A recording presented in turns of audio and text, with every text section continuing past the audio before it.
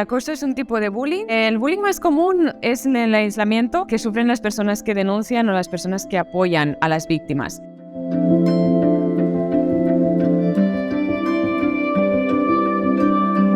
La incidencia es muy alta. El 62% de las personas en España, según un estudio que hubo, reconocen haber sufrido alguna situación o conocer a alguien que ha sufrido una situación de abuso, y más del 70, casi el 80% de los casos no se denuncia.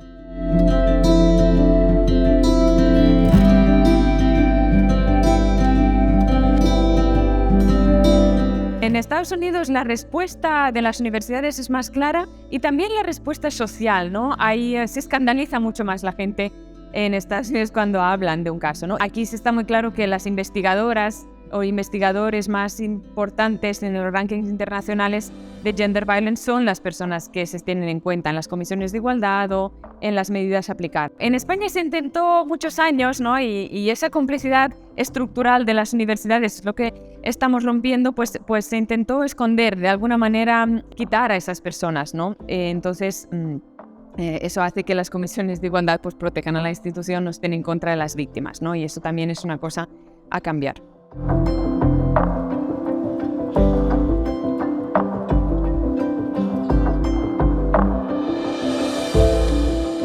En 2013, cuando en España creamos la Red Solidaria de Víctimas contra el Acoso en la Universidad, es la MeToo Universidad que se llama actualmente, estuvimos en contacto con la red End Rape on Campus, que es la de Estados Unidos, que se creó también en 2013, también basada en el movimiento estudiantil. Y aquí llevaban años escandalizándose en este tema y creando redes, pero sí que nos influyen y es mutuo, ¿no? O sea, el basar la red de España en lo que habían logrado aquí o lo que ya sabíamos que funciona, pues ya ayudó directamente a hacer una respuesta a las víctimas mucho más rigurosa, ¿no? El listen, believe, support, el nunca cuestionar, el siempre apoyar y el estar al lado de las víctimas y escucharlas.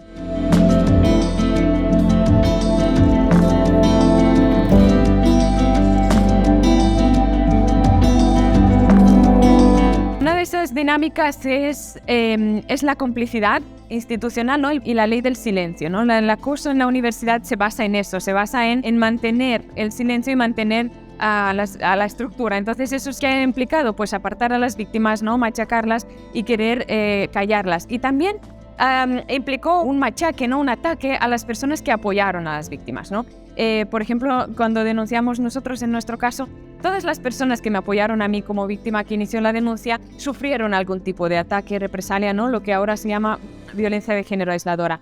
Y ese efecto es muy importante porque lo que hace es mandar un mensaje, ¿no? Si tú te posicionas del lado de las víctimas, vas a acabar mal. O si tú eres una víctima que abres la boca, vas a acabar fuera, ¿no? Porque ya es un posicionamiento y ya te quieren apartar y hacer callar.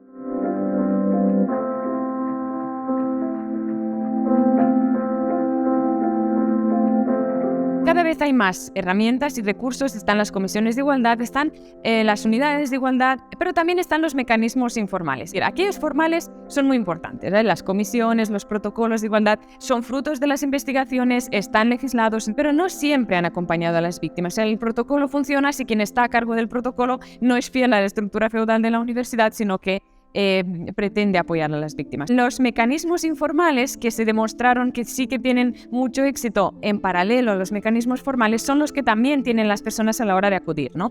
Pues por ejemplo, una red de víctimas, ¿no? Unas personas que son activistas. Aquí tienen la figura del advocate en Estados Unidos, por ejemplo, ¿no? La persona que protege, ¿no? O que escucha o que está más formada en atender, ¿no? Entonces eso también es un recurso informal, ¿no? Por si alguien no tiene confianza en la estructura para ir directamente a la oficina a contar un caso.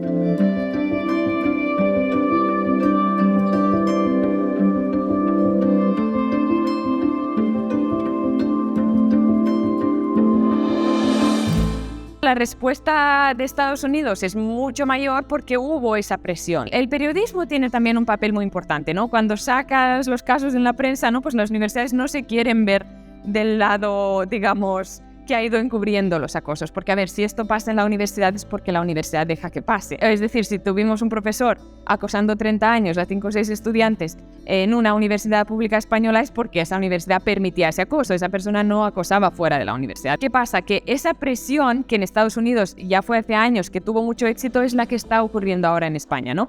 una presión que hace que no se pueda mirar ya más para otro lado, ¿no? Y eso es un cambio muy importante. Estamos presionando a que no haya más remedio que actuar del lado de las víctimas, ¿no? Y eso hace que cambien ya las cosas.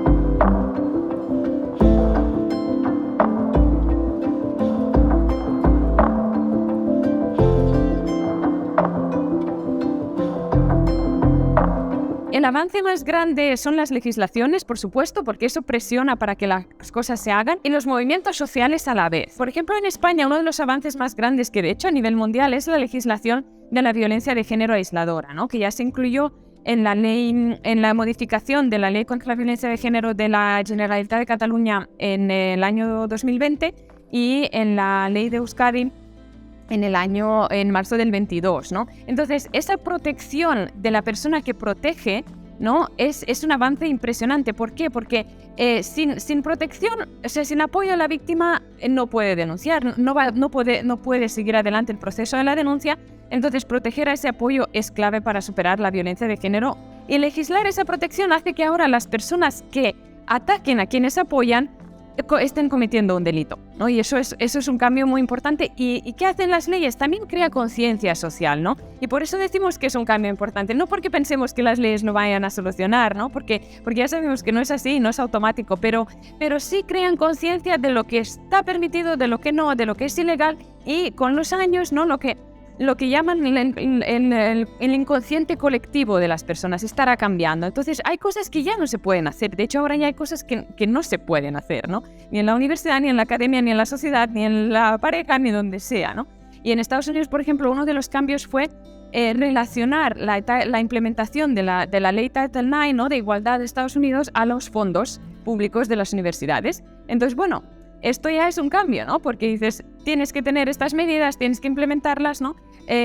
Y esos son avances. Y luego también las estadísticas y los datos, ¿no? Cuando empiezas a sacar 1 de cada 5 ya víctimas, ¿no? O personas en la universidad han sufrido acoso o algún tipo de situación incómoda, ¿no? Entonces eso ya hace que la gente se escandalice contra un problema, y eso crea que acabe habiendo movilización colectiva para superar una desigualdad.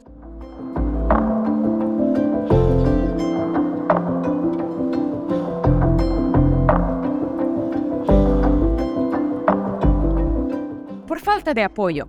Es decir, la reacción que tiene la persona a la que se lo cuentas es lo más importante para que la víctima sepa que lo que le pasó es normal o no es normal, ¿no? Entonces, claro, si lo que se encuentran las víctimas son cuestionamientos, que se las apartan de las plazas, que en las comisiones no se les va haciendo caso, que ya incluso los compañeros no las invitan a café, ¿no?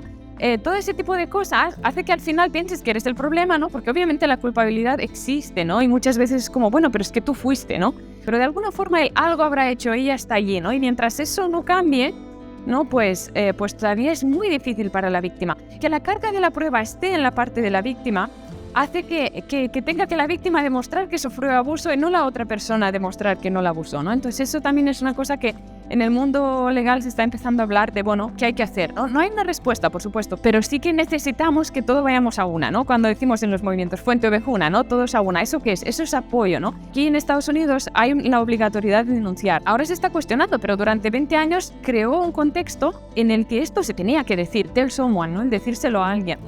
Alguien lo tiene que saber. Luego ya veremos lo que hacemos, pero cuando ya se empieza a hablar y se sepa de esto, ya se crea el contexto, ¿no? De hecho, el Me Too, que sale como un hashtag, pero es fruto del movimiento también, ¿no? Yo recuerdo cuando antes del 2017, ¿no? Hablaba con las víctimas, decía, necesitamos un contexto, ¿no? Un contexto en el que no tengamos que explicar lo que nos pasó, sino que ya se esté hablando de esto. En las redes, en el departamento, que haya un libro, que haya una charla, que esté en el periódico, ¿no? Entonces ya dices, pues esto que se está hablando tanto a mí también me pasó. Porque claro, cuando se resuelven los casos de manera positiva para las víctimas, los acosos disminuyen, ¿no? Porque hay las personas, los profesores o las personas que acosan verán que esa impunidad, ¿no?